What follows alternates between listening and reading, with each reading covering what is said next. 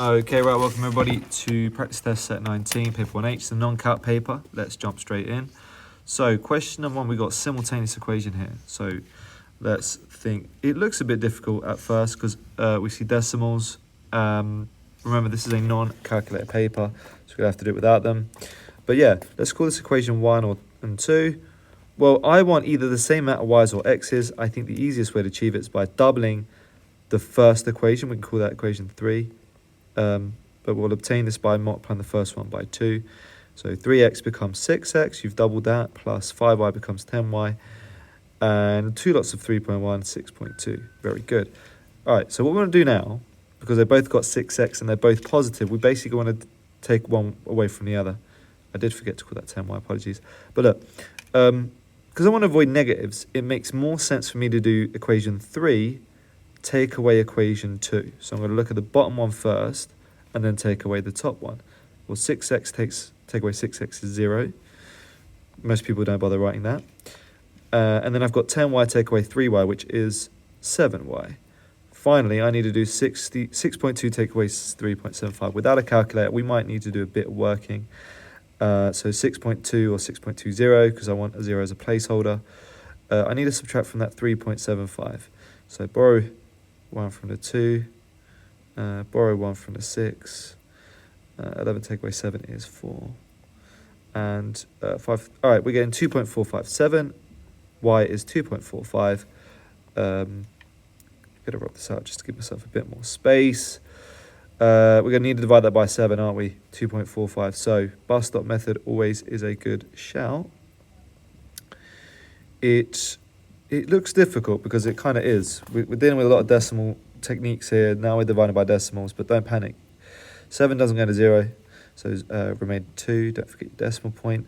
7 goes in 24 3 times, because that would be 21, meaning that's 3 as a remainder, and 7 goes to 35 5 times. So y is 0.35.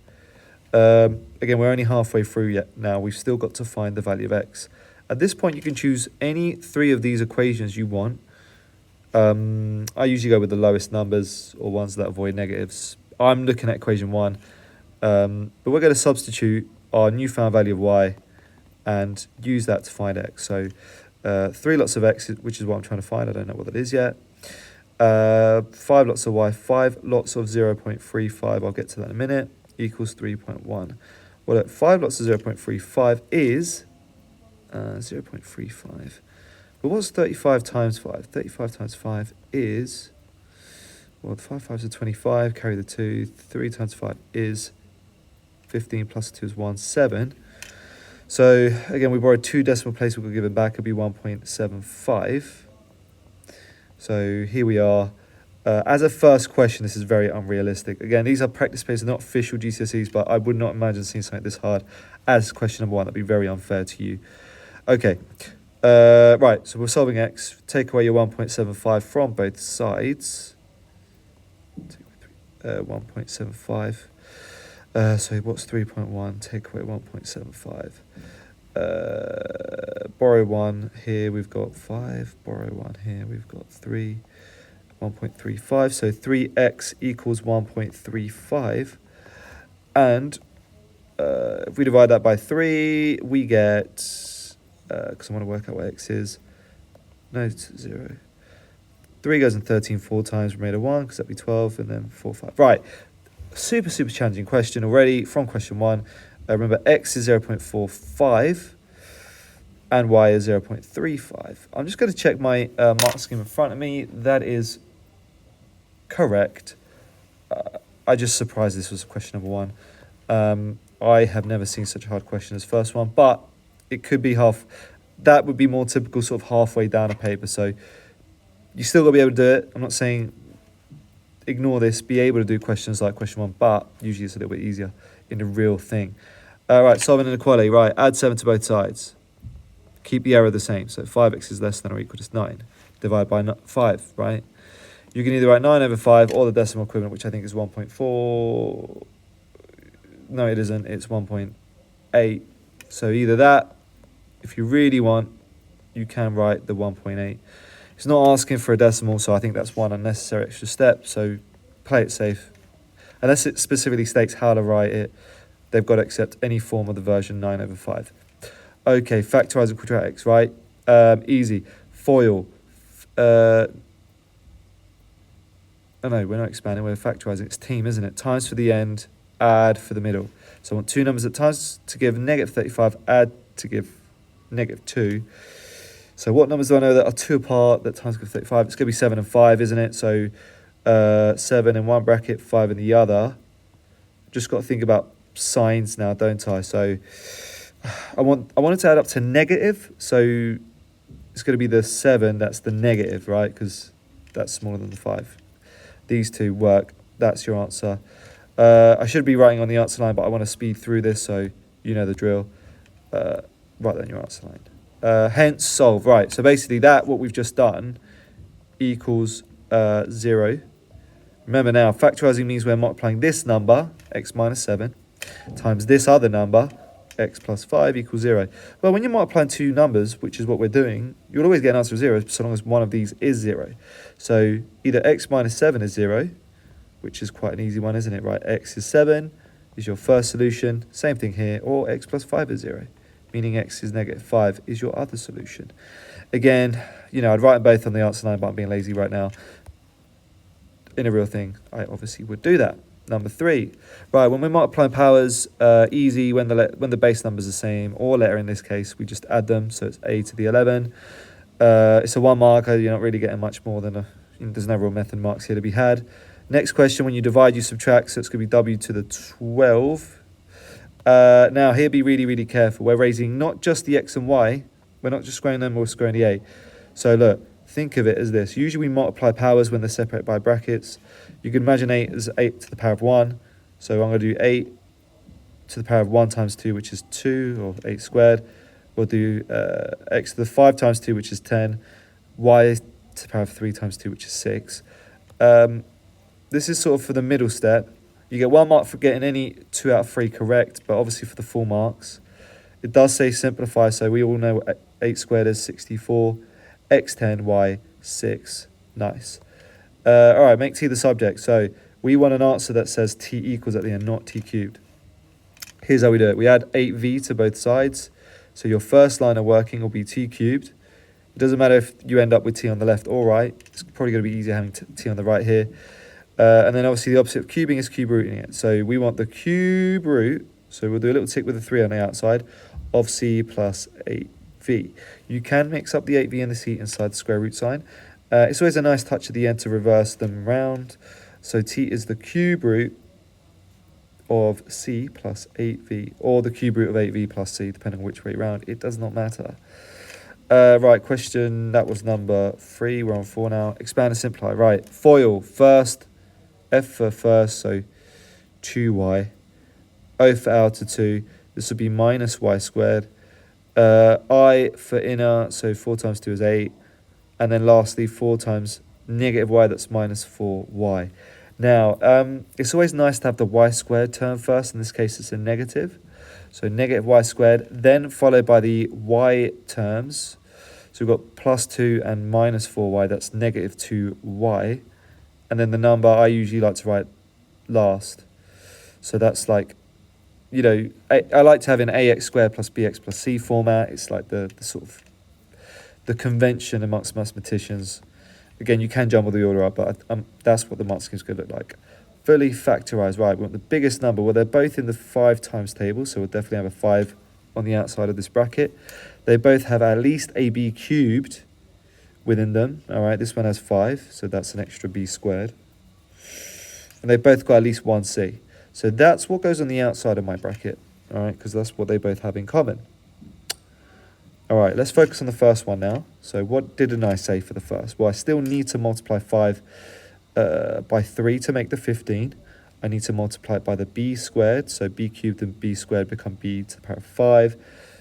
The c's already there, so I don't have to worry. Cool. Let's move on to the next thing. Next time, sorry. Now, this is negative. So there'll be a minus sign to go at the front. 5 times what is 35? 7.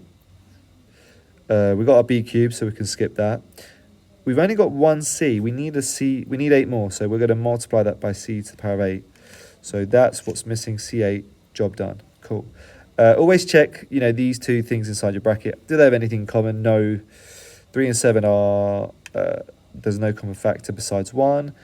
Yeah, they're both different letters. I'm happy with that. Cool. Number 5, show that. Show that. Do you know what I like to do? Don't do this in the real paper, but I don't know what the answer is, right? Pretend you don't know the answer. Work it out. If I said to you, which they might even do this summer, solve that. Do it, right? So the first step to any sort of mixed number question is turn them both improper. They're just easier to work with.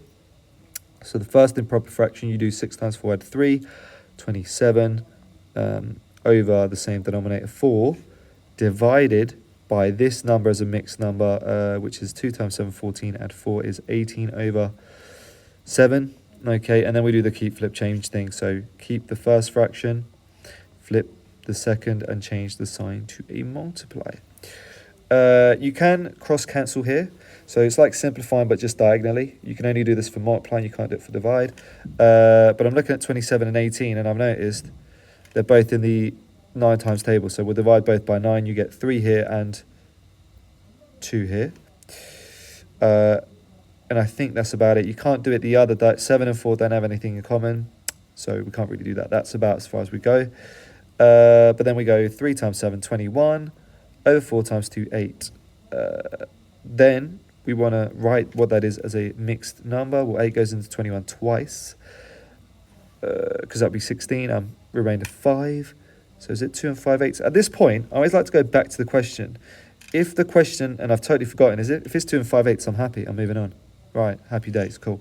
That's all you got to do. So most of the time, not always, but most of the time, show that questions are like, just answer it and don't pretend you don't know the question. It's just nice to have, because if I didn't get that, I'd probably go back and try from the beginning. Okay, so right, next up we got expand and simplify. Right, kind of like one of the earlier questions, ignore the 5x. Let's just expand this double bracket using FOIL. So f for first, 3x squared, followed by a outer minus 4x, followed by inner plus 6x, and last two minus 8. Okay, let's simplify this. So 3x squared. The minus 4 and 6x give me positive 2x minus 8. Okay, remember we've just only multiplied the second two brackets. So we'll say that all of this is that, but we still need to multiply everything by 5x. Again, this is easy, or should be easy at this point. So 5x times 3x squared, 5 times 3, 15. X squared times x is x cubed. Let's pick a different colour. Next one, we've got 5x times 2x is 5 times 2 is 10. This is a positive number. X times x is x squared. Last but not least, let's go with pink. Why not? 5x times negative 8. So that's minus 5 times 8 is 40. And obviously the x. That's your final answer. Cool. Next one, right, Venn diagrams. We like a good Venn diagram. So always, right, universal set means we are going to write, as a guarantee, everything from 4 to 15 in this rectangle somewhere. Now, they're quite generous. The intersect usually means where the circles meet, okay? And as a rule of thumb, that's usually the best place to start. I'll look at the other two in a minute. But what this means is 5, 10, and 15 go here, okay?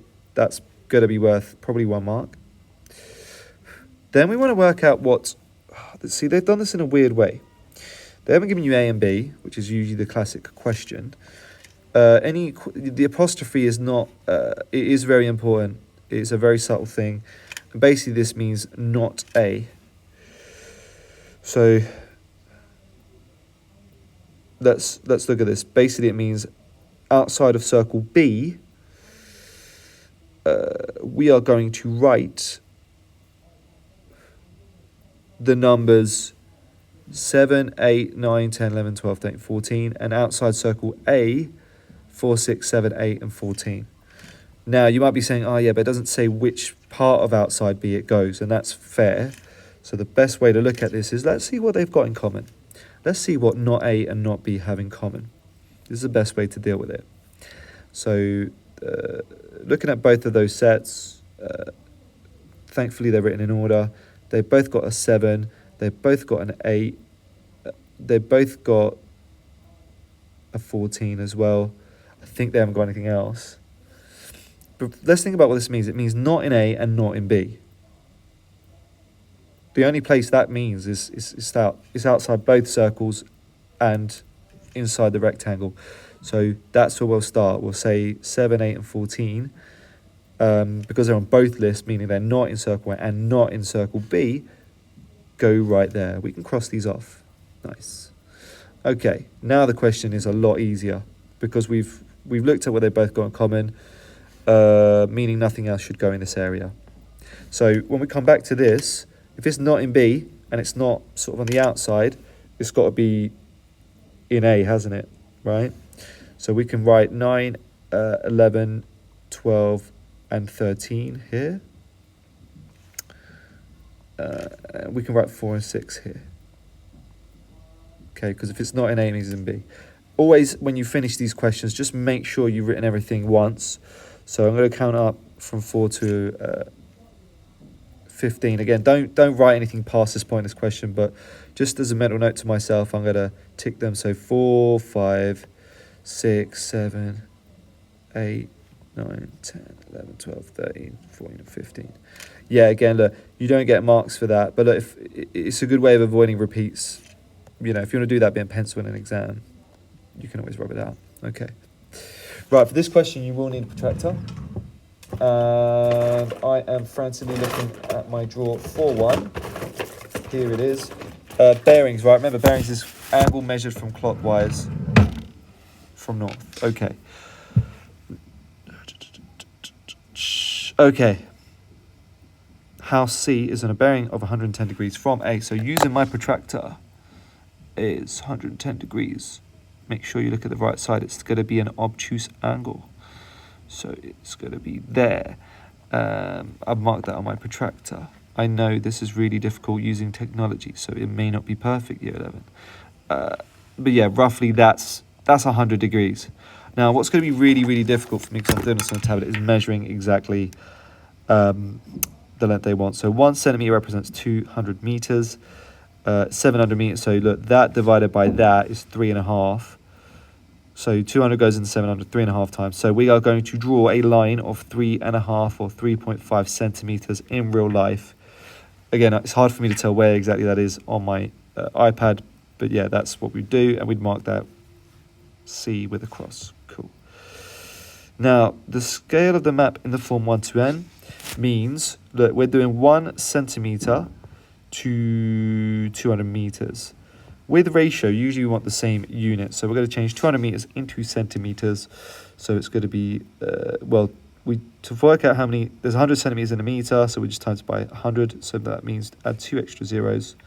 And when the units are the same, we can drop them. You can only drop units with ratio when the units are the same. So it means for every one, it's 20,000. So 20,000 is your correct number. Well done if you got that. Okay, right, to find the gradient, we want it in the form y equals mx plus c. Okay, gradient's usually the first number in front of x, so let's rearrange. Move the x to the right. Now, I'm going to keep x first, so it does become negative, so let's write minus 7x plus 10. But it's y equals, meaning we've got to make y the subject. Divide that by 2, so what just happened there? Let me just rub this line out. It's not letting me rub it out. It's very annoying. Do you know what? Let me write it from the beginning. So yeah, you get 2y equals negative 7x plus 10. And then I'm going to divide by 2. So half that, half 7, which is 3.5x, and then plus 5 because you're having the y-intercept. So, you know, they could say, where does it cross the y-axis? You'd say 5, but obviously it says gradient, so the answer is minus 3.5, or minus 3.5. I've got ahead of myself. Where does it cross the y-axis? That's usually the second number. So it crosses the y-axis at 5. The coordinates mean, well, if you think about this, crosses at 5. The x-coordinate there is 0, isn't it? So it's 0, 5. 0, 5. Nice. That was a nice, easy question there. Number 10. Ooh. Okay, inequal, right. So is it in order? No, it isn't. So before you do anything with these sort of questions, let's put them in order. Right, smallest to biggest. We've got 2 5s to start us off with. Yes, right, both. Followed by a 7, followed by an 8, followed by a, I've already said that, 5. Right, so we've done all the ones. Let's move on to 10. So we've got 10, 12, 13, 14. 16, and then we've got 21 and 23. Okay, that's the first point of call. Now, it does say it's a quartile range, but I'm going to start with the median. You'll see why in a minute.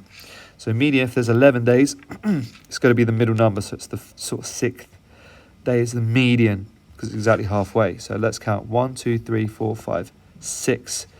This is my median. Now, if you want to find the interquartile range, we're going to need the upper and lower quartile. What I've just done by you finding the medians, I've split the list into sort of a top and a bottom half. The median of the lower half is the lower quartile. So if I said to you, right, find the median of 5, 5, 7, 8, and 10, you actually find the lower quartile. So that's 7. And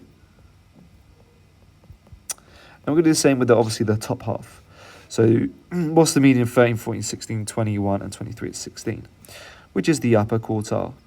And the IQR, which is the interquartile range, is just the upper quartile take away the lower one, right? So 16 take away 7, which is 9. Right, so question 11, we are dealing with standard form.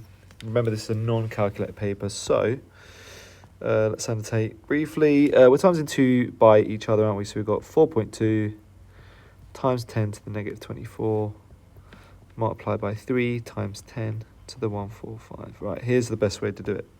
So let's focus purely on the numbers that aren't 10. So 4.2 times 3. Again, that's let's think about that. So 42 times 3 would be 126, but obviously because of the decimal point, it's going to be 12.6.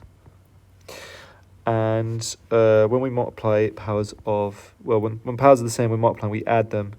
So it'll be 10 to the power of, well, I'm adding negative 24 and 145 together. So that's the same as taking away 24 from 145. That's going to be 121. Again, this will usually get you the first mark. The problem we've got, though, is the first number is too big. It should be a number between 1 and 10. That's clearly too big. So what you can do is we can sort of imagine this as actually it's 1.26 multiplied by 10, isn't it? So I've kind of rewritten that. I've divided it by 10 to get 1.26, but then sort of taken a 10 back over here. And the reason behind that is because now the first number is between 1 and 10. That's what I wanted. To wrap things up, we've just got to collect the powers. Now, 10 on its own is just like saying 10 to the power 1. So the answer will be 1.26 multiplied by 10 to the power of 122. Again, I add the 1 on to 122. And I'm just confirming with my mark scheme in front of me, that is correct. Now, a cubed, a little bit trickier. Now, a cubed would mean 4.2 times 10 to the negative 24 times 4.2 times 10 to the negative 24 times another 4.2 times 10 to the negative 24. Remember, no calculators are allowed. So we already know what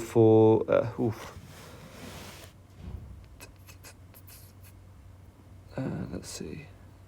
My apologies. I thought they were asking us to take the earlier A. I only just spotted, because I was thinking this would be a very challenging question. I misread. They've updated what the value of A is, so my apologies. Thankfully, it is not the original one. But yeah, we're cubing this, aren't we? So it means 6 times 10 to the 40 times 6 times 10 to the 40. Right, this is nice because now we're not dealing with decimals. I was a bit worried there. Decimals posed a bit of a challenge. Okay, so we're doing 6 times 6 times 6. Well, 6 6 is 36. So I need to multiply by another 6. And you get 36, 18, 216, right? So by multiplying these 3 6s, you get 216. And remember, we're multiplying 10 to the 40, 10 to the 40, 10 to the 40. You add the 40s together. So it'll be 10 to the 40 plus 40 plus 40 is 120. Again, this is going to give you your first mark. But like earlier, this number is too big. It should be a number between 1 and 10. This is clearly in the hundreds. So what we need to do is we say that's 2.16 times 100, which is like me saying 10 squared. It's just 100 times 10 to the 120. So wrapping it up, we've got the 2.16. These we add the powers of, so it's 10 to the 122. That's your answer. Moving on, number 12. All right, simplify completely. Okay.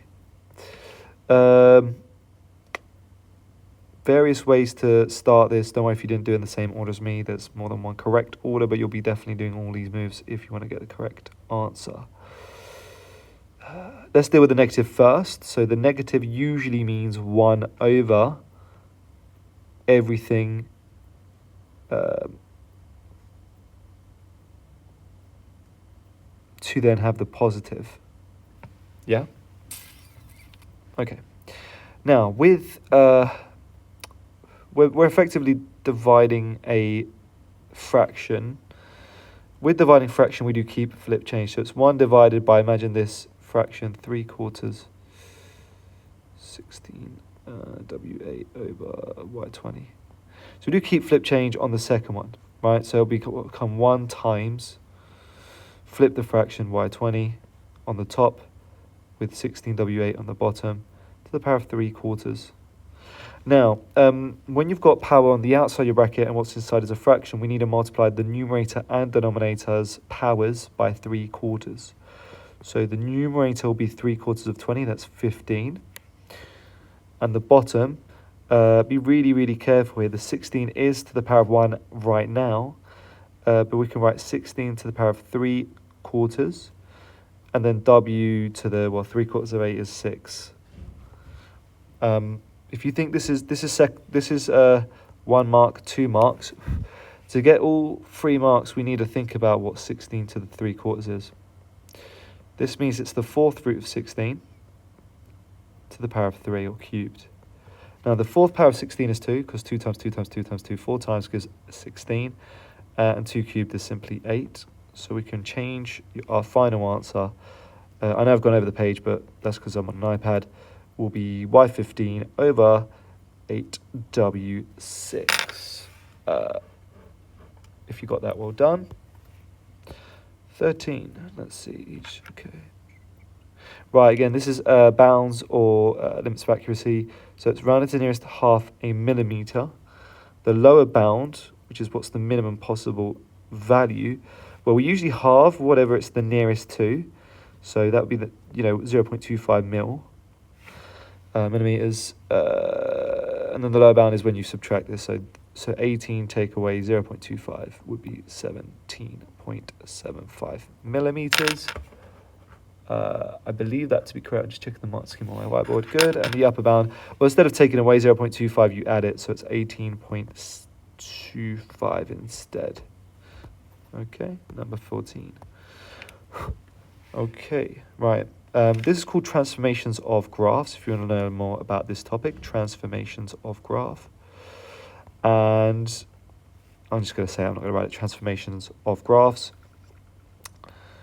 And we know various points. Well, we know 1 point there. The maximum value, the turning point, stationary point, whatever you want to call it, is 5, 7. You got to know what this means. This means you move the graph left. So if you're adding or subtracting inside the bracket where f of x is, you're either going left or right. I heard a previous teacher used to say, your x's always lie to you. So in this case, we've got plus 9. You'd usually think that means go right 9, but actually it's left by 9 units. So I'll write this transformation in black. But yeah, it'd be a graph that's shifted left exactly 9 units. So it wouldn't affect the y coordinate whatsoever. Still the same height, but the value x would be, well, we need to take away 9 away from 5. That's negative 4. So minus 4 and 7 is the answer to A. for B, or part 2, the plus 3, if it's on the outside of the bracket, it means up or down. And unlike x's that lie to you, this is what you'd imagine. So we actually take the original graph, not the new one, and we are going to add 3 vertically upwards. Okay, so this graph would still be, the maximum point would, this is a bad graph on my end, would still be at the same point. It would still be at 5 horizontally, but the y coordinate would be 7 plus 3, which is now 8. So there we go. Again, transformation of graphs is the one you want to look at if you want to know more about this. Minus 4, 7, 5. Oh, it's saying 10. And of course that's 10 and not 8 because you add 3. So this is a mistake on my part. Should be at 10. Don't know why we're at 8. Ignore that. Moving on.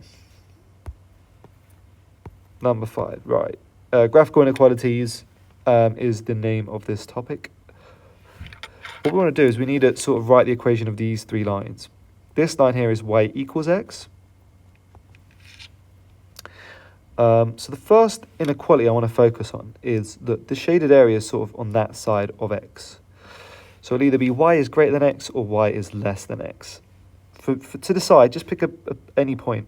Let's say, for example, that point I've just put a cross on, or I've circled, which is the coordinate 1, 2. Very clearly, the x coordinate is smaller than the y, because 1 is a smaller number than 2. So this inequality here, we can say that x is less than y, but we can go one further. Because it's a solid line and not a dotted one, we would say less than or equals to y. So we've dealt with that line in purple. We'll do the next one in pink, which is this line here. So 2 things, I mean, it's been quite nice here. They've given us the actual equation of the line here. Now, either it's x plus 2 is less than 8 or x plus 2 is greater than 8. You know what? I'm going to go with the easiest point of all, 0, 0. So it's on this side of the line, isn't it? So 0, 0 is on that side of the line, which is the side I want. And 0, 0 is less than 8. So I want to say x plus 2y is allowed when it's less than or equal to 8. Less than or equal to 8 because it's also the solid line. If it was dotted, you have to just say strictly less than 8. But where the line is solid, we are good. Okay, last but not least, it's this one. I'll do this in teal. This line here is x equals -1. Now, you can pick a pair of coordinates, but, 0, 0, we want x greater than, don't we? We want it to be to the right of this line. Okay, so we want values greater than x is -1, or equal to -1, right? So all 3 of those are the correct inequalities. Very good. Let's do so I know we did our first question was simultaneous equations. This is called a non-linear simultaneous equation, which is sort of going from a grade 5-ish to 6, which is a normal simultaneous. This is sort of going 7, 8, much harder. So how to do it? It helps when you've got a letter as a subject, meaning you either need y equals something or x equals something. And what we're going to do is we're going to substitute, right? Into my first equation, I'm going to rewrite this, but instead of anytime I see the letter y, I'm going to replace it with, see, look, here, y,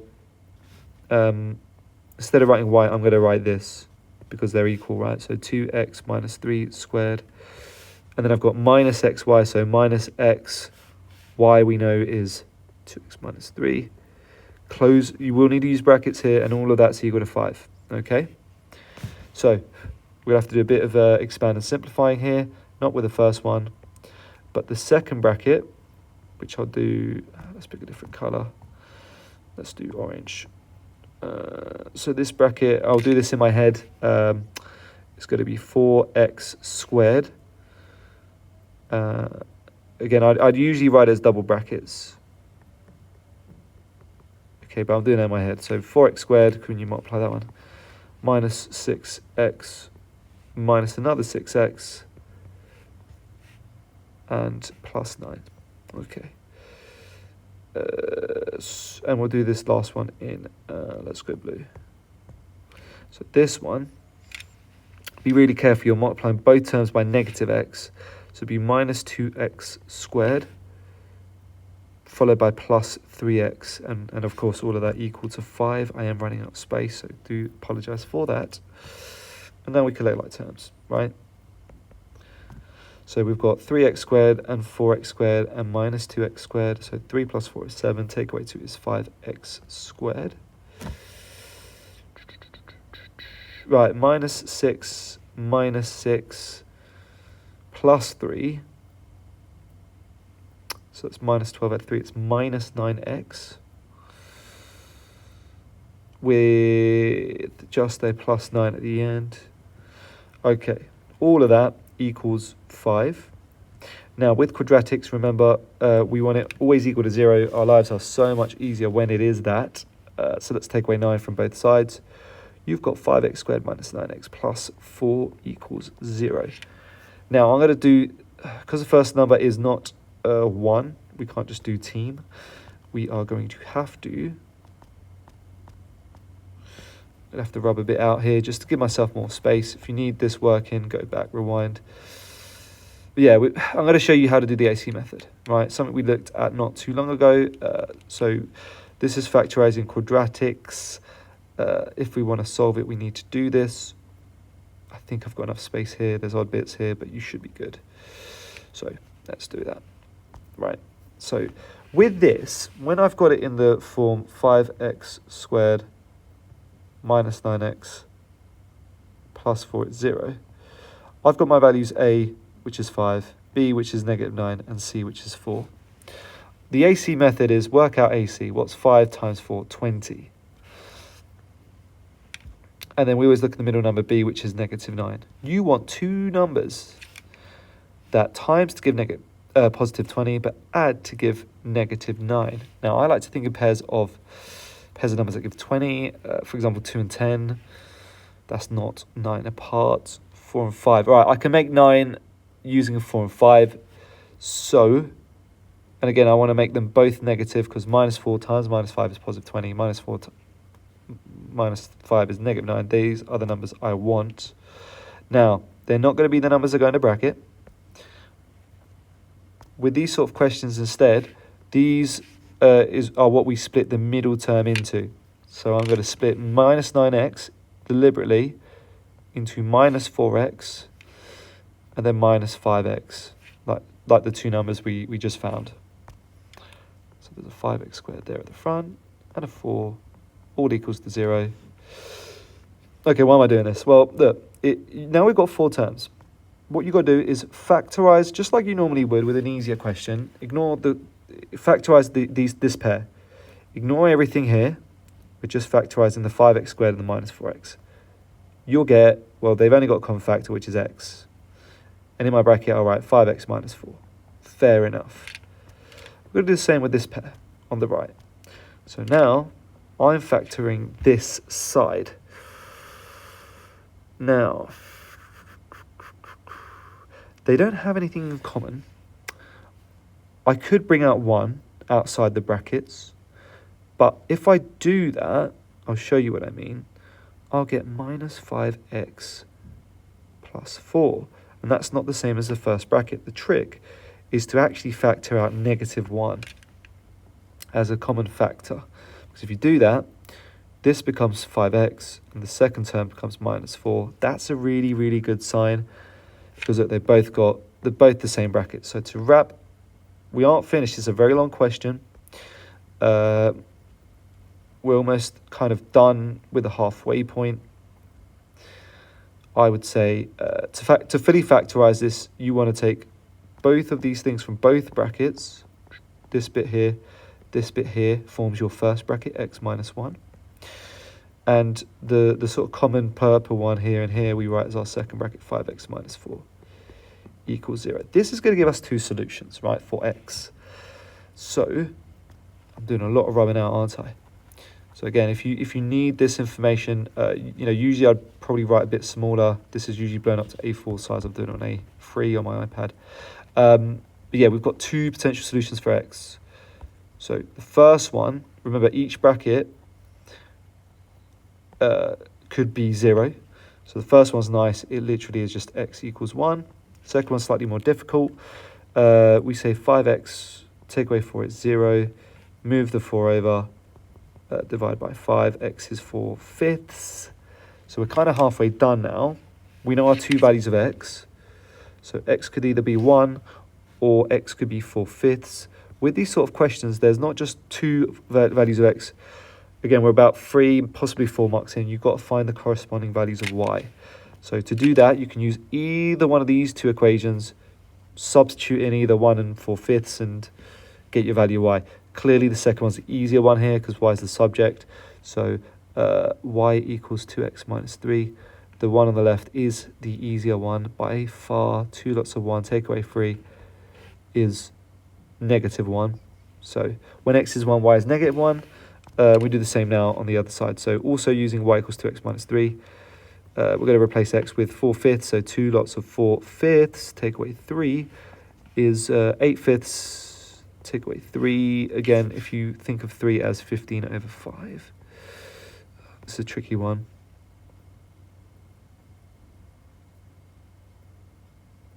Don't know why I wrote a 1 there at the bottom. It's just 5. So 8/5 take away 15/5. That's -7/5. Okay, let me round up all of this because it's a lot. It's a lot. So there's going to be 4 numbers I state at the end. 2 pairings. By far the hardest question on this paper. Would not surprise me if it's this one. So we've got the answer is either x is 1 and y is -1, or x is 4/5. You can write 0.8, but it's easier to write fractions, and y is -7/5. Right, for all 5 marks. What a challenging question that was. Right, we've got a few more to go still. Number 17. 10-sided polygon, right. So this could, quickly glancing at this paper, this could be angles in a polygon, which I'm almost certain it is. There's 2 ways you can find, so this is regular. There's 2 ways you can find the interior angle in a 10-sided shape. You can either do the n minus 2 times 180 and then divide the answer by 10 or by the number of sides. I think I'm going to do this. Or you could do the external angle, do 360 divided by 10 and take away 180. There's 2 ways. You know what? Let me go with this one. So 10-sided shape, we'll do 10, take away 2 times 180. So 8 times 180, which is, let me work this out. No calculator allowed. So that's 64. 144. Okay. That doesn't look right to me for some strange reason.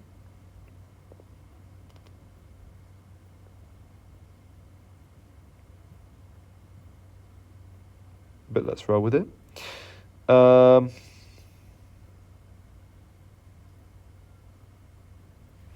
Yeah, very strange. Why does that not look right? 8 times 8, 64. I think it's just been a long day. But there we go. Yeah, 144. So that's all 10 sides, 10 angles rather. So this means that each angle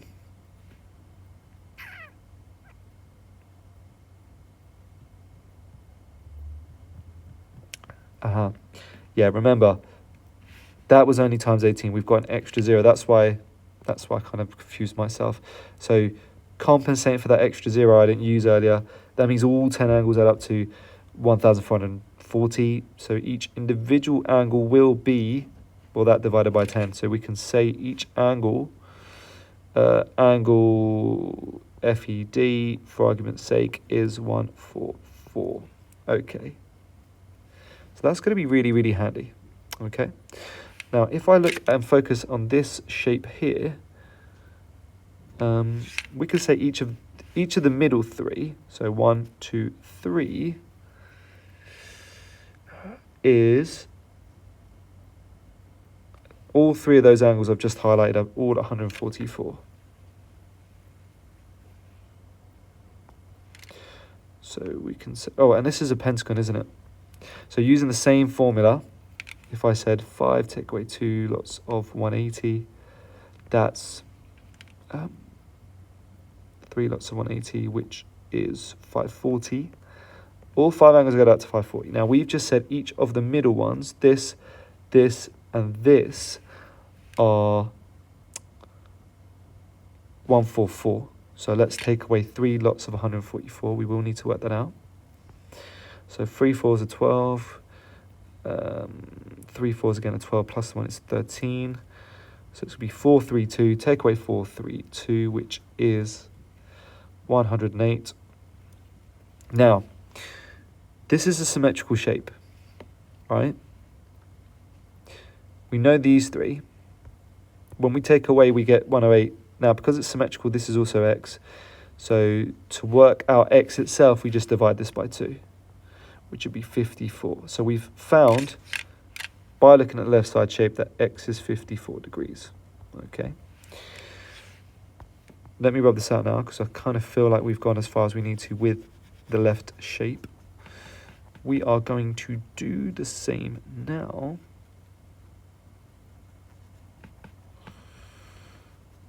I wonder if there's a better way to have shown this.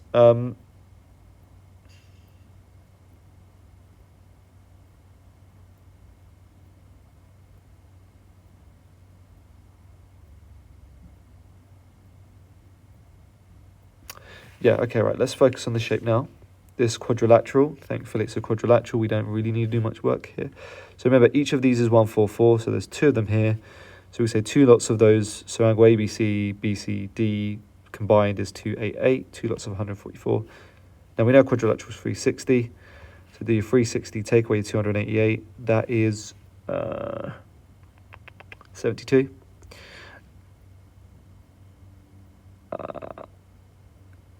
I really shouldn't rush here, because if I get it wrong, it'll be a nightmare.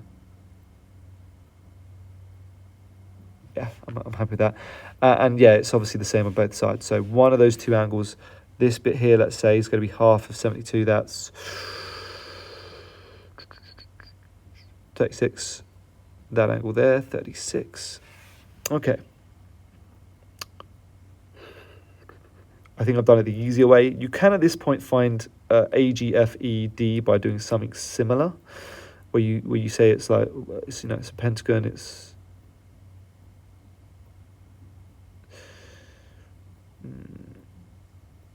That's one way. Or you could say X, Y, and 36 all add up to 144. There's 2 ways we could approach it. I'm just thinking which one might be more sensible. Actually, yeah, this is the way. So now we know that purple angle 36, like I said earlier. We know that all 3 of these angles combined, let me highlight this. Oh, it's not. Let me use my highlighter for some strange reason. So back to pens it is. So we know that each of these angles, and now it's not letting me use that, okay. Each of these angles adds to 144. So we could say x plus y plus 36 together equals 144. Now we know why we worked it out earlier was 54. Oh, sorry, x was 54, y is the one we don't know yet. Plus 36 is 144. So let's do a bit simplifying. Y is, well, 54 and 36 is 80. 90, beg your pardon. And take away 90, you get y is 54. So, would you believe it? We've got x is 54, y is 54. We have shown that they are the same. Very good. Right, we've got last couple of questions. We can get through this, right? So, rationalising the denominator, number 18. Right, whenever you rationalise the denominator and you're adding and subtracting on the denominator specifically, be really, really careful, because you always do the opposite sign. So if you're adding, you're subtracting the 2. So it's root 3, take away 2 on the numerator and denominator. Use brackets, it always helps. So we'll do the bottom first, because remember, we should be getting rid of the square root sign on the bottom. So you do root 3 times root 3, that's 3. Remember, if you times the square root by itself, the roots cancel out. That's minus 2 root 3. That's plus 2 root 3. And last pair, 2 times minus 2, that's minus 4. Now the roots cancel out. Plus and minus 2 root 3 is just 0. 3 take away 4 is negative 1. That's nice. I like this. So all of that, the whole bottom bit, I am going to rub this out because I need the space. Gives me negative 1. The denominator simplifies quite nicely to negative 1. So let's write that over minus 1. Now the top, 12 times root 3 becomes root 36. We are allowed to times square roots by one another. And then this becomes minus 2 root 12.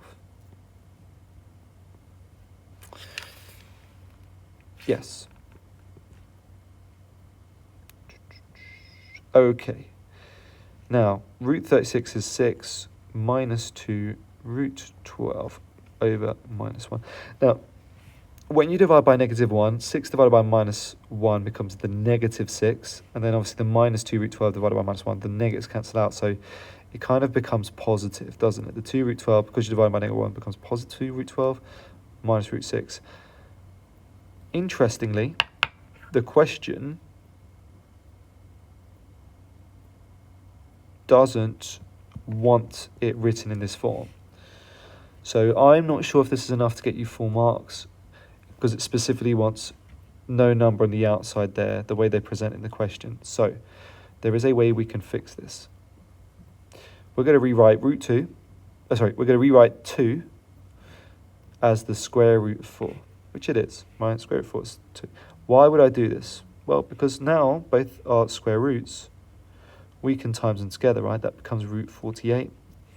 And let's not forget about the negative 6. So that, I think, is the answer. To be double sure, because they do say the integer goes first, you might want to write minus 6 plus root 48, just to be on the safe side of things.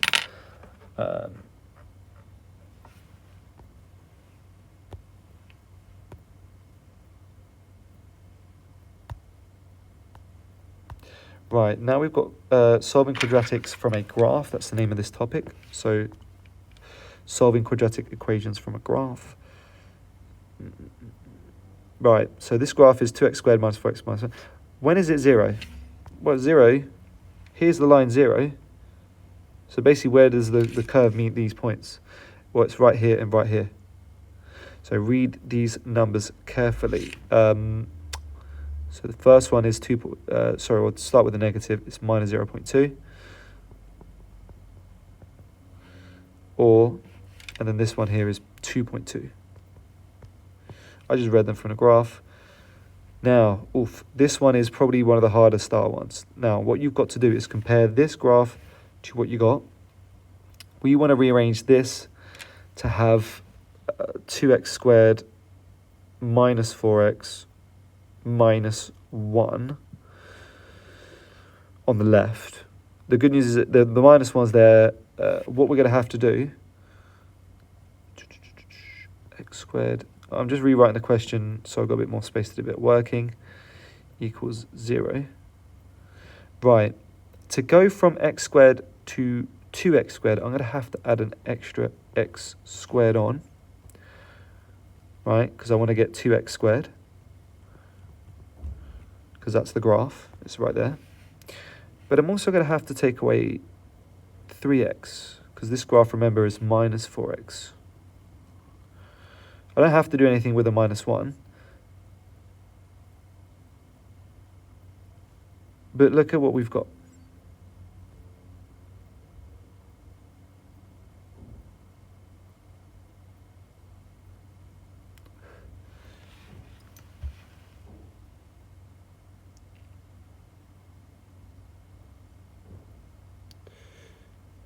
Hang on a minute.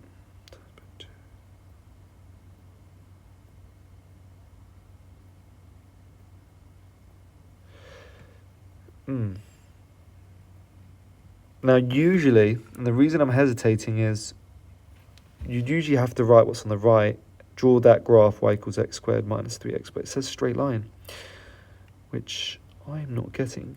That's not a straight line. So what I'm doing now is I'm thinking,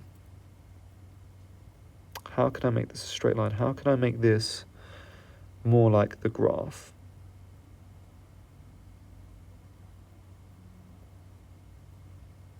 I know what I did wrong. See, there's no problem in drawing that graph in blue I just highlighted, but it isn't a straight line because it's an x squared in it. That's not going to work. So I am still aiming to get that graph, but I think where I went wrong and the right way to have done it would be to multiply both sides by 2 first. So we get 2x squared minus 2x minus 2 equals 0,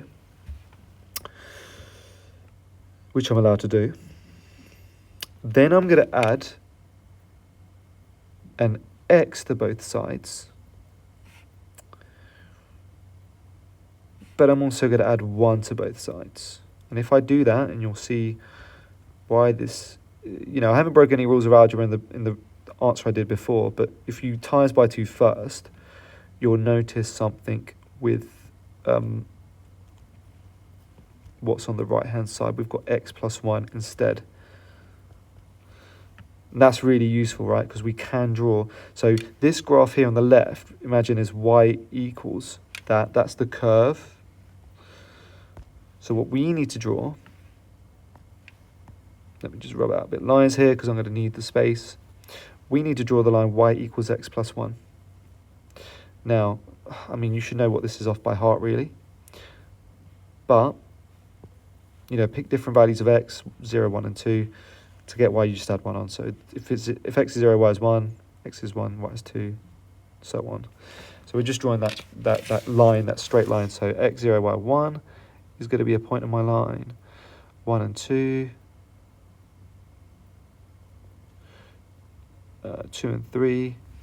3 and 4.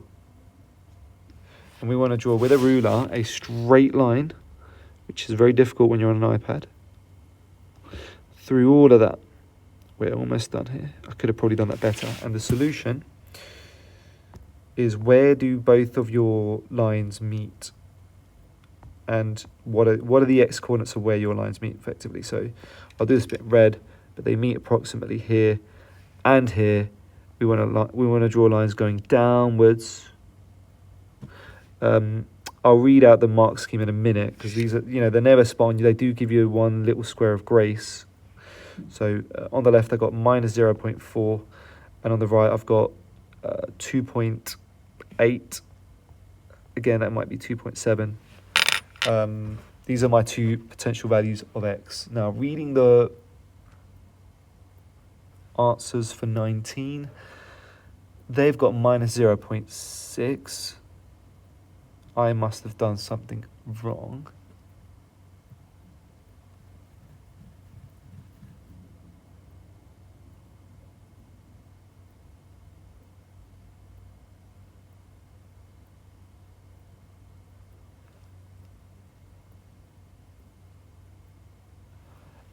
Again, I'm going to have to...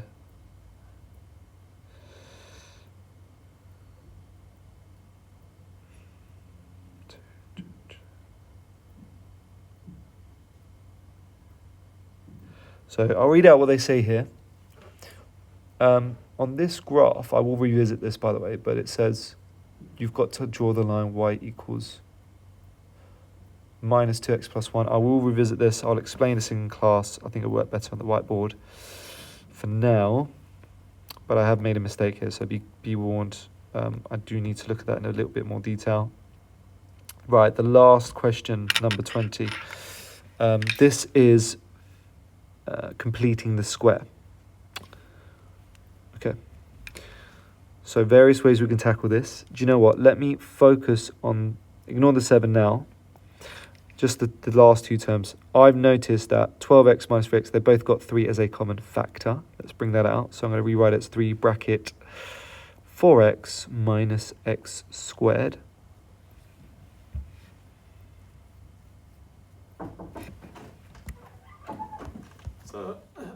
So I factorise the term on the right.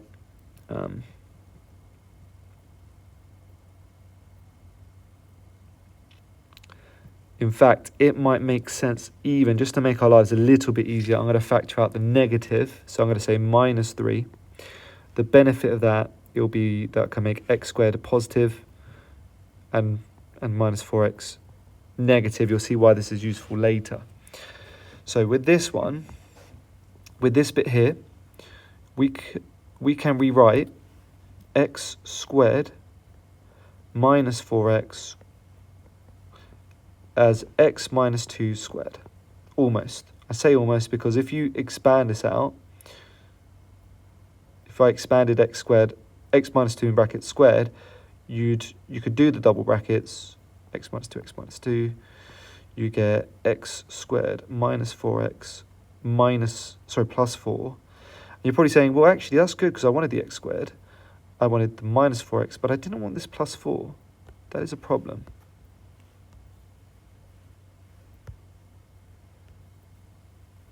Right? So what you do to compensate is we say minus 4. And again, this is called completing the square. So what I'm going to do, and I will rub this out just to make more space for myself,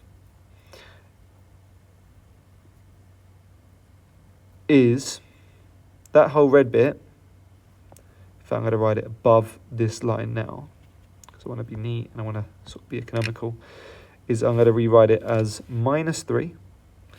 But this bit in red, I might use square brackets here to help me. I said it was x minus 2 squared minus 4. Okay, all of that. Okay, and at this bit, we can kind of say, well, look, all of that is all of that, which is all of that. But let's not forget about the 7 at the front. So we'll bring that down here just to keep things nice and tidy. I think we've done the hard part now. And in fact, I'm going in the wrong order. That's the bit I wanted, isn't it? Kind of going up, just to come down again. So let me rub this out to stop confusing people. But the top line is the one I want. So it's 7, take away 3, square bracket, x minus 2 squared minus 4. Fair enough. All right. So 7 minus. Let's times everything by 3. So minus 3 lots of x minus 2 squared. So I've times these two terms out, and I need to times minus 3 by minus 4 plus 12. Okay. Well, we're done. We're literally, the only thing we have to do now is add the 7 and 12 together to give 19 minus 3 bracket x minus 2 squared. And looking at my mark scheme in front of me, that is the correct answer. What I'm sticking by, I will get to the bottom of question 19. I'll demonstrate this in class. I'm trying to rack my head where the mistake was made. But yeah.